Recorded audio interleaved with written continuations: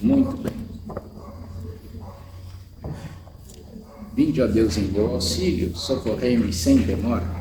Glória ao Pai, e ao Filho, e ao Espírito Santo, como era no princípio, agora e sempre. Amém. Vinde, Espírito Santo, enchei os corações dos vossos fiéis e acendereis no fogo do vosso amor. Enviai o vosso Espírito, e tudo será criado, e renovareis a face da terra. Oremos. Deus, que instruíste os corações dos vossos fiéis com a luz do Espírito Santo, fazei que apreciemos retamente todas as coisas, segundo o mesmo Espírito, e gozemos sempre da sua consolação. Por Cristo Senhor nosso. Amém. Em nome do Pai, do Filho e do Espírito Santo. Amém. Muito bem, hoje nós vamos ler a carta de São Paulo aos Gálatas. Nós já lemos no nosso outro encontro as cartas de São Paulo aos Tessalonicenses, que essas são as cartas que São Paulo escreveu na segunda viagem, e ali devem ter sido escritas entre os anos 50 e 52. Agora, nós vamos entrar nas grandes cartas de São Paulo, que são as cartas aos Gálatas, as cartas aos Coríntios, depois nós temos a carta aos Romanos, que são da segunda viagem de São Paulo, que poderiam estar compreendidas entre os anos 53 a 58. São as grandes cartas de São Paulo. Hoje nós vamos ler a carta de São Paulo aos Gálatas. Esse é o período, então, São Paulo está na segunda viagem. Ele já tinha mandado João Marcos embora, ele já não estava mais com Barnabé, e então agora são as cartas e os grandes tratados de São Paulo também, de modo especial a carta aos Coríntios. E lá temos aquela concepção que nós somos membros de Cristo, formamos um só corpo. Nós vamos ler agora a carta de São Paulo aos Gálatas. Capítulo 1, versículo 1. Paulo, apóstolo, não por iniciativa humana, nem por intermédio de homem algum, mas por Jesus Cristo e por Deus Pai, que o ressuscitou dos mortos, e todos os irmãos que estão comigo, às igrejas da Galácia. A vós, graça e paz da parte de Deus, nosso Pai, e do Senhor Jesus Cristo. Ele se entregou por nossos pecados para nos libertar do presente mundo mau, segundo a vontade de nosso Deus e Pai. A Ele a glória pelos séculos dos séculos. Amém. Aqui nós já temos uma autoridade que não vem de homem algum. São Paulo retomando que ele foi chamado pelo próprio Jesus para o ministério. Não foi iniciativa dele, mas foi iniciativa de Deus. E de fato é o que nós notamos na vida de São Paulo. Versículo 6. Admiro-me de que tão depressa, abandonando aquele que vos chamou na graça de Cristo, tenhais passado a outro evangelho. São Paulo aqui já não elogia nada, ele já começa a corrigir a comunidade. Mas como tão depressa abandonais o evangelho e passais a outro? Não que haja outro, mas acontece que algumas pessoas vos estão perturbando e querem corromper o evangelho de Cristo.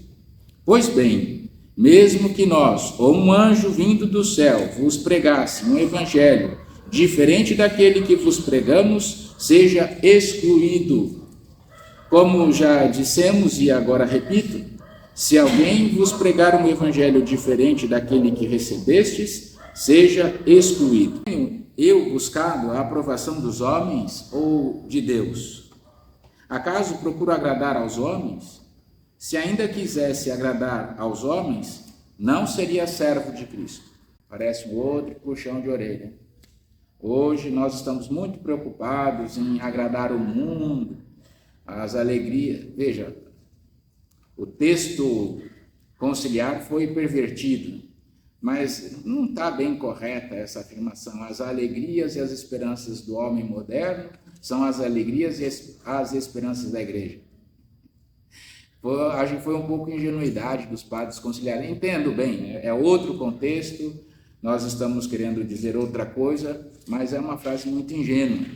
Nós, se quisermos agradar ao mundo, desagradaremos a Deus. E é interessante, quanto mais cedemos ao mundo, mais o mundo quer cessão, e quanto mais a gente cede, mais o mundo não está satisfeito, quer ainda mais liberdade. Não costuma dar muito certo. É preciso obediência a Deus. Versículo 11. Irmãos, asseguro-vos que o evangelho pregado por mim não é conforme critérios humanos, pois não o recebi nem aprendi de uma instância humana, mas por revelação de Jesus Cristo. Certamente ouvistes falar, como foi outrora a minha conduta no judaísmo, com que excessos eu perseguia e devastava a igreja de Deus, e como progredia no judaísmo mais do que muitos judeus da minha idade, mostrando-me extremamente zeloso das tradições paternas. Quando, porém, aquele que me separou desde o ventre materno e me chamou por sua graça, agradou revelar-me o seu Filho, para que eu o anunciasse aos gentios, não consultei carne e sangue, nem subi a Jerusalém para ver os que eram apóstolos antes de mim. Pelo contrário, parti para a Arábia e depois voltei ainda a Damasco. Depois, 3 anos mais tarde, fui a Jerusalém para conhecer Cefas e fiquei com ele 15 dias. Esse Cefas é o Kéfas, que depois no latim virou Petrus, que é a pedra. Trata-se de Pedro. Primeiro ele foi chamado pelo Senhor, passou por um tempo de retiro, um tempo de compenetração, depois ele subiu 3 anos mais tarde, aí sim, um pouco mais maduro consigo, subiu a Jerusalém para conhecer Cefas, Pedro. E fiquei com ele 15 dias. Não me encontrei com nenhum outro apóstolo, a não ser Tiago, o irmão do Senhor. Cuidado! Porque esse Tiago, o irmão do Senhor, tem um pai, e o nome dele é Alfeu, como nós vamos ver nas cartas de São Paulo. Trata-se não de irmão de sangue, mas de primo do Senhor. Vocês já sabem disso, não preciso repetir, mas ali, naquela cultura, os primos eram chamados irmãos. Esse Tiago, filho de Alfeu, não se trata de irmão de sangue, mas da família do Senhor. Depois, é o Zebedeu, que também tem um outro irmão, esse Tiago, que é o João, o que foi eleito apóstolo ali aos 12, 13 anos. Então Jesus tinha vários motivos para ter João como predileto. Além de ser o menor, era o primo dele. Imagina no meio daqueles homens brutos, o menino João. Jesus naturalmente iria ter uma afeição por ele um pouco maior. Esse Tiago, irmão do Senhor, não se trata de irmão de sangue, mas é o primo do Senhor Jesus. Escrevendo estas coisas, afirmo diante de Deus que não estou mentindo. Depois fui para as regiões da Síria e da Cilícia. Ainda não eram pessoalmente conhecidos das igrejas da Judéia que estão em Cristo. Apenas tinham ouvido dizer que aquele que antes nos perseguia está agora pregando a fé que antes procurava destruir. E glorificavam a Deus por minha causa. Então ele teve um acesso a nosso Senhor Jesus sobrenatural, mas depois ele ainda passou um tempo com Pedro, 15 dias, e depois com Tiago também, o irmão do Senhor. 14 anos mais tarde, capítulo 2, subi de novo a Jerusalém com Barnabé, levando também Tito comigo. Fui lá por causa de uma revelação. Expus-lhes o evangelho que tenho pregado entre os pagãos, o que fiz em particular aos líderes da igreja, para não acontecer estivesse eu correndo ou tivesse corrido em vão. Mas nem Tito, meu companheiro, que é grego, foi obrigado a circuncidar-se. E isso, não obstante a presença de falsos irmãos intrusos, que sorrateiramente se introduziram entre nós para espionar a liberdade que temos no Cristo Jesus, com o fim de nos escravizarem. A essas pessoas não fizemos concessão, nem por um momento, para que a verdade do Evangelho permanecesse íntegra no vosso meio. Quanto às pessoas reconhecidas como importantes, o que tenham sido outrora não me interessa, pois Deus não faz acepção de pessoas. Elas não me impuseram nada de novo. Pelo contrário, viram que a evangelização dos pagãos fora confiada a mim, como a Pedro tinha sido confiada a dos judeus. De fato, o mesmo que tinha preparado Pedro para o apostolado entre os judeus, preparou também a mim para o apostolado entre os pagãos. Reconhecendo a graça que me foi dada, Tiago, Cefas e João, considerados as colunas da igreja, deram-nos a mão, a mim e a Barnabé, como sinal de nossa comunhão recíproca. Assim ficou confirmado que nós iríamos aos gentios e eles aos judeus. O que nos recomendaram foi somente que nos lembrássemos dos pobres, e isso procurei fazer sempre com toda a solicitude.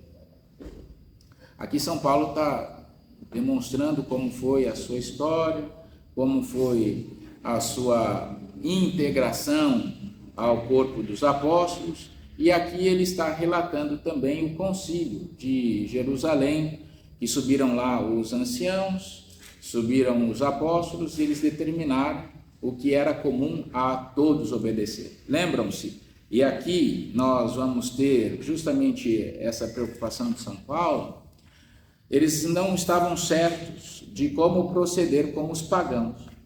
Os pagãos, para aderirem à fé, eles têm primeiro de assumir a lei de Moisés.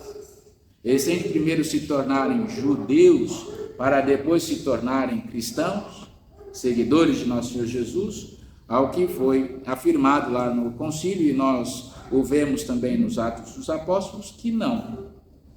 A graça de Deus é derramada nos corações, e então as pessoas podem aderir a nosso Senhor Jesus sem passar pela lei de Moisés.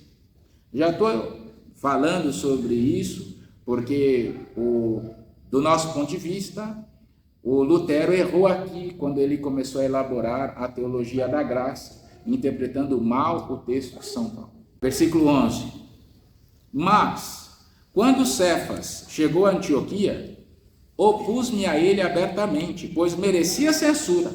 Com efeito, antes que chegasse alguns de junto de Tiago, ele tomava a refeição com os não-judeus. Mas, depois que eles chegaram, Cefas começou a esquivar-se e afastar-se por medo da circuncisão.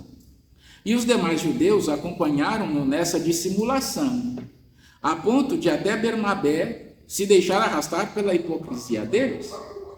Quando vi que não estavam procedendo direito, de acordo com a verdade do Evangelho, disse a Cefas, diante de todos: se tu, que és judeu, vives como gentil e não como judeu, como podes obrigar os gentios a viverem como judeus? Uma contendinha.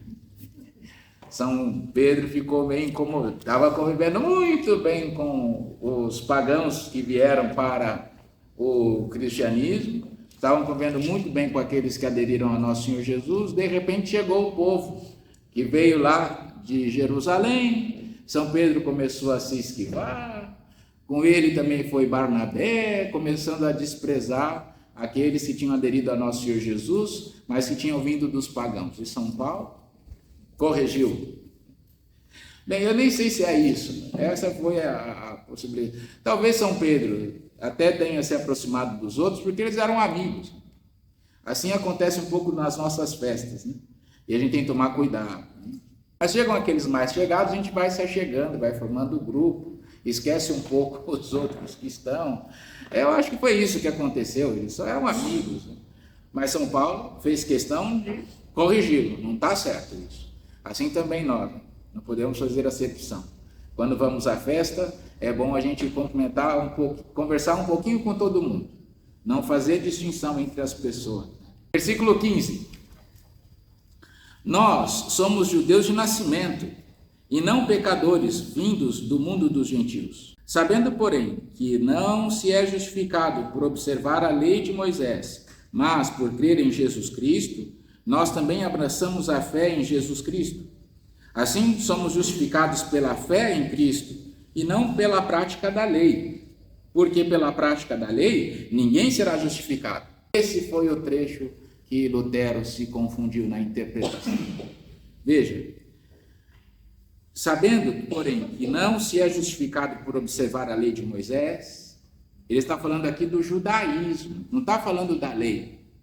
Porque Lutero vai acabar chegando à conclusão que basta a fé, sola fide. Você crê em Jesus, você não precisa se preocupar com obras. As obras não justificam ninguém, a lei não justifica ninguém, só a fé. Basta a fé e você já será salvo, você será justificado, o que é um erro. A fé comporta obras. O que está falando São Paulo aqui é a adesão à lei de Moisés, a adesão ao judaísmo para ser cristão. Não, basta a fé em Jesus e a graça que vem de Deus nos dá a justificação. Agora, essa justificação tem que ser carregada de boas obras. Não basta a fé. Aqui é uma dificuldadezinha que encontrou São Paulo com essa dificuldade, com a adesão dos pagãos à fé em Jesus. Deve passar pela lei de Moisés? Não, basta a graça. A graça atua, a graça santifica. Mas é nessa perspectiva. Se, porém, buscando a nossa justificação em Cristo, ainda nos descobríssemos pecadores, não estaria Cristo a serviço do pecado? Isso é impossível. Se eu reconstruo o que destruí, então sim, é que me torno transgressor. Aliás, foi em virtude da lei que eu morri para a lei, a fim de viver para Deus. Com Cristo eu fui pregado na cruz. Eu vivo, mas não eu, é Cristo que vive em mim. Minha vida atual na carne, eu a vivo na fé, crendo no Filho de Deus, que me amou e se entregou por mim. Eu não invalido a graça de Deus. Ora, se a justiça vem pela lei, então Cristo morreu por nada. Aqui é de novo essa mesma discussão de que não, basta aceitar nosso Senhor Jesus e a fé me justifica. A graça vem pela lei. A graça vem pela adesão, pela fé. Agora aqui nós temos alguma verdade muito profunda. Eu vivo, mas não eu. É Cristo que vive em mim. É uma verdade que todo cristão deve contemplar.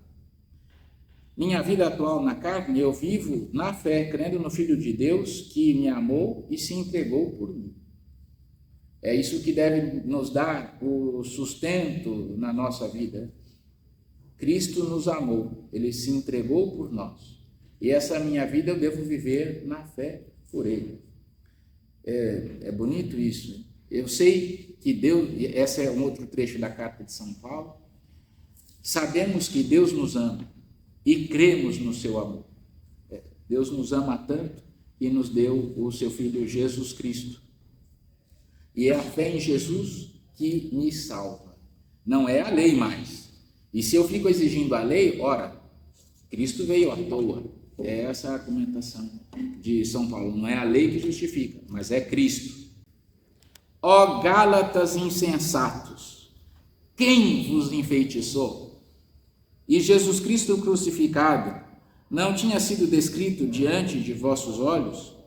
Só isto quero saber de vós. Recebestes o Espírito pelas obras da lei ou pela escuta da fé? Pelas obras da lei que ele está falando aqui é a lei mosaica. Não, a fé comporta obras. E isso é da tradição cristã. Mas o que ele está falando aqui é da lei mosaica. Sois assim tão insensatos, a ponto de, depois de terdes começado pelo Espírito, querem terminar na carne? Foi acaso em vão que sofrestes tanto? Se é que foi em vão. Aquele que vos dá generosamente o Espírito e realiza milagres entre vós, faz isso pelas obras da lei ou pela escuta da fé? Como Abraão creu em Deus e isso lhe foi creditado como justiça, assim ficais sabendo que os que creem é que são filhos de Abraão. E a Escritura, prevendo que Deus justificaria as nações pela fé, anunciou muito antes a Abraão: em ti serão abençoadas todas as nações. São Paulo está argumentando aqui: Abraão não foi salvo pela fé em Deus, ele veio antes de Moisés. Então, Abraão está excluído da graça por não ter obedecido à lei de Moisés? Portanto, os que são da fé são abençoados juntamente com o homem de fé, Abraão. Assim como aqueles que creem em Cristo são salvos, tanto como Abraão. De fato, todos os que são da observância da lei estão sob maldição, pois está escrito: maldito quem não se ativer a todas as prescrições do livro da lei para praticá-las. Além disso, que a lei não justifica ninguém diante de Deus é de todo evidente, já que é pela fé que o justo viverá. Ora, a lei não se baseia na fé, mas aquele que pratica seus preceitos viverá por eles. Cristo nos resgatou da maldição da lei, tornando-se ele próprio um maldito em nosso favor, pois está escrito: maldito todo aquele que for suspenso no madeiro. Isto sucedeu para que no Cristo Jesus a bênção de Abraão chegasse às nações, e assim, pela fé, recebêssemos o Espírito prometido. Jesus cumpriu a lei por nós e nos livrou da lei. E é aqui que está a nossa segurança. E de fato, São Paulo tem razão. E Abraão, ele não está justificado? Ele veio antes de Moisés, antes da lei. Irmãos, vou falar em termos humanos. Embora de origem simplesmente humana, um testemunho feito em boa e devida forma não pode ser anulado ou modificado. Ora, as promessas foram feitas a Abraão e à sua descendência. A Escritura não diz "e as descendências", como para significar muitos descendentes. Ela diz "e a tua descendência", designando assim um só descendente, Cristo. O descendente de Abraão não é Isaac, mas Cristo. É ele o descendente. Eis então o que penso. Um testamento ratificado devidamente por Deus não pode ser anulado pela lei que sobreveio 430 anos depois, pois assim a promessa ficaria sem efeito. De fato, se é pela lei que se obtém a herança, então já não é em virtude da promessa. Ora, foi por meio de uma promessa que Deus concedeu sua graça a Abraão. Então, para que a lei? Ela foi acrescentada em vista das transgressões, até que viesse a descendência, a qual foi feita a promessa. Foi promulgada pelos anjos e entregue por intermédio de um mediador. Não existe mediador de um só, mas Deus é um só. Portanto, a lei seria contra as promessas de Deus? Claro que não. Com efeito, se tivesse sido dada uma lei capaz de comunicar a vida, então a justiça viria realmente da lei. Mas a Escritura pôs todos e tudo sob o jugo do pecado, a fim de que pela fé em Jesus Cristo se cumprisse a promessa em favor dos que creem. Antes que se inaugurasse o regime da fé, nós éramos guardados como prisioneiros sob o jugo da lei. Éramos guardados para o regime da fé que estava para ser revelado. Assim, a lei não foi um educador que nos conduziu até Cristo para que fôssemos justificados pela fé, mas, uma vez inaugurado o regime da fé, já não estamos na dependência desse educador. Por efeito, vós todos sois filhos de Deus pela fé no Cristo Jesus. Vós todos que fostes batizados em Cristo, vos revestistes de Cristo. Não há mais judeu ou grego, escravo ou livre, homem ou mulher, pois todos vós sois um só em Cristo Jesus. Sendo de Cristo, sois então descendentes de Abraão, herdeiros segundo a promessa. É assim que nós nos tornamos filhos de Deus. Nós somos filhos no Filho. Ali no Santo Batismo, eu costumo dizer, se eu tiver errado, Vocês não acreditem em mim, acreditem no que diz a igreja. Mas ali no batismo nós somos configurados outro Cristo, um alter Cristo. Como toda comparação, tem coisa que é verdadeira e tem coisa que não é verdadeira. Mas o padre, na hora do batismo, ele é um hacker. Ele faz uma nova configuração. Ele tira aquele programa que estava ali com vírus, que estava mal feito, e ali ele configura aquela pessoa uma outra pessoa. O padre configura um outro Cristo. No batismo, nós somos configurados filhos no Filho. E Deus, quando vê Jesus na nossa alma, pelo batismo, então ele derrama profusamente o seu Espírito. O amor de Deus é derramado em nossos corações. Ali, então, nós recebemos a filiação divina e recebemos o amor de Deus. E Nossa Senhora também, quando vê seu filho, ela também protege como uma mãe. De imediato no batismo nos tornamos filhos de Deus, templos do Espírito Santo e filhos da Virgem Maria. É uma graça muito grandiosa. Não é a observância à lei que nos salva, mas é Cristo Jesus quem vem em nosso socorro. É Ele o Filho da promessa. É Ele quem nos dá o caminho para o Pai. Fora dele, não há outro mediador. Quero dizer o seguinte: enquanto o herdeiro é menor de idade, ele não se diferencia em nada de um escravo, embora já seja dono de todos os bens. É que ele depende de tutores e curadores até a data marcada pelo pai. Assim, nós também, quando éramos menores, estávamos escravizados aos elementos do mundo. Quando se completou o tempo previsto, Deus enviou seu Filho, nascido de mulher, nascido sujeito à lei, para resgatar os que eram sujeitos à lei, e todos recebermos a dignidade de filhos. E a prova de que sois filhos é que Deus enviou aos nossos corações o Espírito do seu Filho, que clama: Abá, ó Pai. Portanto, já não és mais escravo, mas filho. Se és filho, és também herdeiro. Tudo isso por graça de Deus. Sem mérito algum da nossa parte, mas por graça, dom. Outrora, quando não conhecieis a Deus, servistes a seres que na realidade não são deuses. Agora, porém, que já conheceis a Deus, como podeis voltar a elementos fracos e pobres e de novo servir a eles? Observais dias, meses, estações, anos. Receio que me tenha afadigado inutilmente por vós. São Paulo está bravo mesmo com a comunidade da Galácia. Irmãos, eu vos suplico, sede como eu, pois eu também me tornei como vós. Vós não me ofendestes em coisa alguma. Bem sabeis que sois uma debilidade física que me deu ocasião de vos anunciar o Evangelho a primeira vez. E não me desprezastes nem rejeitastes em razão dessa minha doença, que era para vós uma provação, mas ao contrário, me recebestes como um anjo de Deus, como o próprio Cristo Jesus. Onde estão, pois, as vossas manifestações de alegria? Posso testemunhar que, se fosse possível, teríeis arrancado os próprios olhos para me dar. Será que me tornei vosso inimigo por vos ter dito a verdade?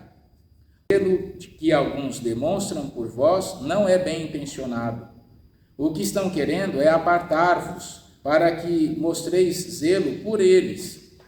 Estar envolvido no zelo é bom para o bem e sempre, e não só quando estou convosco. Meus filhos, por vós sinto de novo as dores de parto, até Cristo ser formado em vós.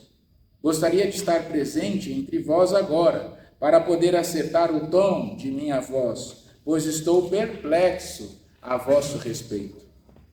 Dizei-me, vós que quereis sujeitar-vos à lei, não ouvis o que diz a lei? Com efeito, está escrito que Abraão teve 2 filhos, um da escrava e outro da livre. Mas o filho da escrava nasceu segundo a carne, e o filho da livre nasceu em virtude da promessa. Esses fatos têm um sentido alegórico, pois essas mulheres representam as duas alianças. A primeira, Agar, que vem do Monte Sinai, gera filhos para a escravidão.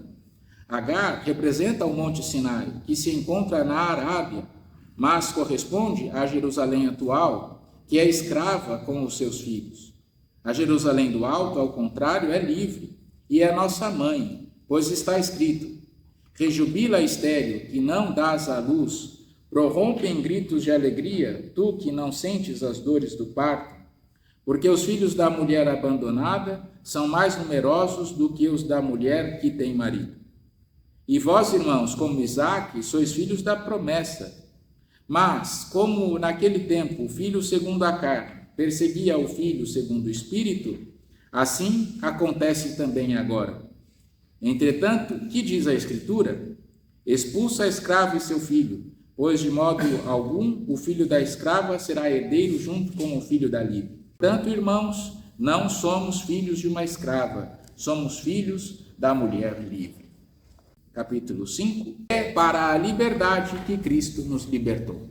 Ficai firmes e não vos deixeis amarrar de novo ao jugo da escravidão. Eu, Paulo, vos digo que Cristo não será de nenhum proveito para vós se vos deixardes circuncidar. Mais uma vez declaro a todo circuncidado que ele está obrigado a observar a lei inteira. Vós que procurais a vossa justificação na lei, rompestes com Cristo, decaístes da graça. Quanto a nós que nos deixamos conduzir pelo Espírito, é da fé que aguardamos a justificação, objeto da nossa esperança. Com efeito, em Jesus Cristo, o que vale é a fé agindo pelo amor. Ser ou não circuncidado não tem importância alguma. Corrieis tão bem? Quem vos impediu de obedecerdes à verdade? Essa influência não pode vir daquele que vos chama. Um pouco de fermento fermenta a massa toda. Confio em vós, no Senhor, que não pensareis de maneira diferente. Porém, aquele que vos perturba, seja quem for, terá o merecido castigo. Quanto a mim, irmãos, se ainda pregasse a circuncisão, por que então seria perseguido? Pois neste caso estaria eliminado o escândalo da cruz. Oxalá se mutilassem de vez aqueles que vos inquietam. Na cidade da Galácia, aqui a gente nota, querendo ser mais zelosa, quis que os homens então se circuncidassem, como acontecia no judaísmo. E São Paulo, ele é completamente contra, porque eles já foram salvos pela fé. Assim também nós devemos ficar atentos a ter a correta doutrina, a ter o correto rumo. Sim, irmãos, fostes chamados para a liberdade, porém, não façais da liberdade um pretexto para servirdes à carne. Pelo contrário, fazei-vos servos uns dos outros pelo amor. Pois toda a lei se resume neste único mandamento: amarás o teu próximo como a ti mesmo. Mas, se vos mordeis e vos devorais uns aos outros, cuidado para não serdes consumidos uns pelos outros. Agora sim, a obra vale, mas depois de ter fé em Jesus. Você tem de ter a fé que te dá a graça, e essa fé se demonstra por obras, e obras de amor. Amar o próximo, amarás o teu próximo como a ti mesmo.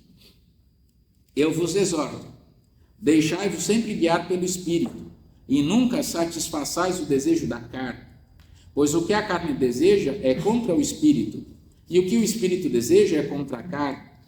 São o oposto um do outro, e por isso nem sempre fazeis o que gostarias de fazer. Se, porém, sois conduzidos pelo Espírito, então não estáis sob o jugo da lei. São bem conhecidas as obras da carne: imoralidade sexual, impureza, devassidão, idolatria, feitiçaria, inimizades, contendas, ciúmes, iras, intrigas, discórdias, facções, invejas, bebedeiras, orgias e outras coisas semelhantes. Eu vos previno, como aliás já o fiz, os que praticam essas coisas não herdarão o reino de Deus. Então vejam como o Lutero estava errado. Só a fé salva? É verdade, a fé salva. A fé em Jesus é que nos dá a graça. Mas a fé tem de ser exprimida em obras e obras de caridade. E a carne, aqui, os apetites são contrários ao espírito. É preciso dominar os apetites. E às vezes nós levamos a vida toda para dominar os apetites e as obras da carne. Quando temos a fé em Deus, Deus nos dá a graça para ir vencendo. E vejam, meus irmãos, agora, o impulso do mundo contemporâneo. Aquilo que o mundo admira. Não é justamente isso que São Paulo condena? Eu vou repetir a lista, é grande. São bem conhecidas as obras da carne. Imoralidade sexual, é ou não é o que a gente está vendo? Imoralidade sexual, impureza, devassidão, idolatria, inimizades. Não é verdade que os pagãos fazem com facilidade inimigos? Contenda, ciúmes, ira, intrigas, discórdias, facções, invejas, bebedeiras, orgias. Uns meninos que vivem para beber. Não é um pouco aquilo que são obras da carne que acusa São Paulo? Os frutos do Espírito, porém, é amor, alegria, paz, paciência, amabilidade, bondade, lealdade. Hoje as pessoas não sustentam a palavra mais que dão. Isso é falta de lealdade. Mansidão, domínio próprio. A vida no Espírito a gente tem de lutar bastante, até o fim da vida. Contra essas coisas não existe lei, é verdade. Você só consegue ser amoroso, alegre, pacífico, paciente, amável, não é pela lei, é pelo Espírito. É o Espírito que vai causando isso em nós. Imagine a vida de um casal, precisa mesmo muito Espírito Santo.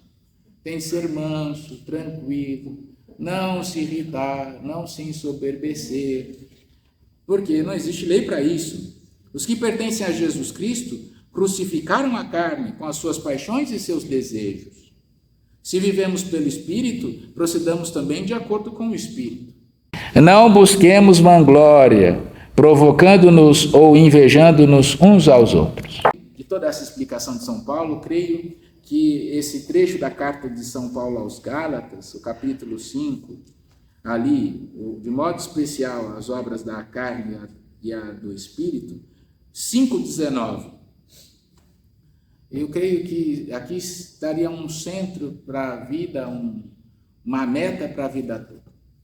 Se buscássemos isso, seríamos agradáveis a Deus. Capítulo 6, depois desse desespero, vamos ao capítulo 6. Foquemos nisso, é meta. Hein?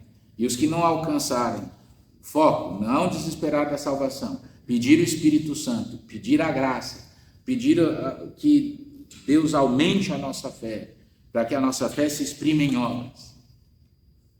Capítulo 6. Irmãos, no caso de alguém ser surpreendido numa falta, vós que sois espirituais, corrigi-o em espírito de mansidão, mas não descuideis de ti mesmo, para não seres surpreendido tu também pela tentação.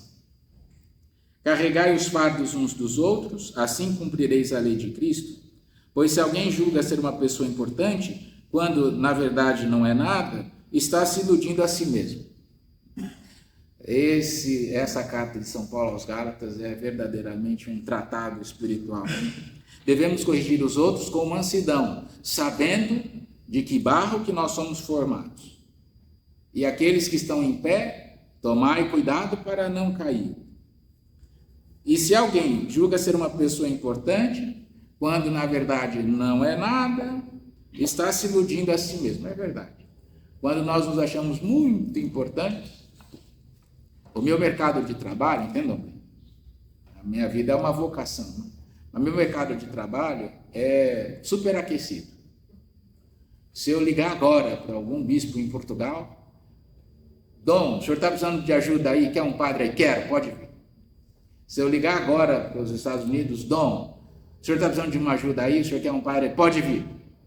É um mercado superaquecido. As coisas não acontecem assim na igreja, só estou fazendo uma comparação. Mas ao mesmo tempo, amanhã eu morrendo, o bispo vai achar um outro padre para o meu lugar. E olha que padre tem pouco. Nós não somos nada. Quando chegamos aqui, o mundo estava girando, e quando formos embora, ele continuará a girar. Cada um examine suas próprias ações. Então, poderá ter de que se gloriar, mas somente por referência a si mesmo, e não se comparando a outrem. Outra grande lição. Nós devemos ter a meta a partir de nós mesmos. Fui melhor do que o ano passado, graças a Deus. Poxa, mas meu irmão progrediu muito mais, graças a Deus. Ninguém se compare ao outro, pois cada qual tem de carregar o seu próprio fardo. Tem algumas pessoas, padre, poxa, eu gosto tanto de ir à missa, e vejo aquelas famílias unidas, vai o marido, vai a esposa, vão os filhos, é a coisa mais linda, mas na minha família não acontece isso. Você falou muito bem, na tua família não acontece. Na do outro que acontece, louva a Deus. Na tua que não acontece, vai você, louva a Deus. Não se compare com ninguém. Aquele que recebe o ensinamento da palavra, torne quem o ensina participante de todos os bens. Não vos iludais, de Deus não se zomba. O que alguém tiver semeado, é isso que vai colher. Quem semeia na sua própria carne, da carne colherá corrupção. Quem semeia no Espírito, do Espírito colherá a vida eterna. Não esmoreçamos na prática do bem, pois no devido tempo colheremos o fruto, se não desanimarmos. Portanto, enquanto temos tempo, façamos o bem a todos, principalmente aos da família da fé. Vede com que grandes letras eu vos escrevo de próprio punho. Os que desejam destacar-se no plano da carne, esses é que vos obrigam à circuncisão, unicamente para não serem perseguidos por causa da cruz de Cristo. Como é que eles descobriam quem eram os judeus? Quem era circuncidado. Então, os cristãos queriam se circuncidar para não serem perseguidos. E São Paulo, pois nem eles mesmos, que são circuncidados, observam a lei, mas querem que vos circuncideis para terem na vossa carne de que se gloriar. Quanto a mim, que eu me glorie somente da cruz de nosso Senhor Jesus Cristo. Por ele, o mundo está crucificado para mim, como eu estou crucificado para o mundo. Ser ou não ser circuncidado não tem importância. O que conta é ser nova criatura. E para todos os que seguirem esta norma, como para o Israel de Deus, paz e misericórdia. Doravante que ninguém me moleste, pois eu trago em meu corpo as marcas de Jesus. Irmãos, a graça de nosso Senhor Jesus Cristo esteja com o vosso espírito. Amém. E é aqui de onde veio a saudação, né? O Senhor esteja convosco e com o teu espírito. E em latim se diz et cum spiritu tuo, que se traduziu para o português, ele está no meio de nós. Eu não sei como, mas se traduziu assim. Aqui é só uma brincadeira. Uma carta muito bonita, densa. São Paulo está preocupado com a adesão e retorno à lei, em vez de permanecer firmes na graça. E guardem aí, se vocês puderem, coloquem esse capítulo 5:19. São bem conhecidas as obras da carne. Para ter isso aí para a vida, se vivermos esses versículos da Sagrada Escritura, estamos bem. E assim Deus nos ajude, assim nosso Senhor Jesus venha em nosso socorro, assim nosso Senhor Jesus nos salve. Depois desse banho, Depois dessa surra, vamos pedir a intercessão da Virgem Maria. A vossa proteção recorremos, Santa Mãe de Deus. Não desprezeis as nossas súplicas em nossas necessidades, mas livrai-nos sempre de todos os perigos, ó Virgem gloriosa e bendita. Amém. E permitam conceder a bênção. O Senhor esteja convosco. Ele está no meio de nós. Abençoe-vos Deus Todo-Poderoso, Pai e Filho e Espírito Santo. Amém. Até o nosso próximo encontro.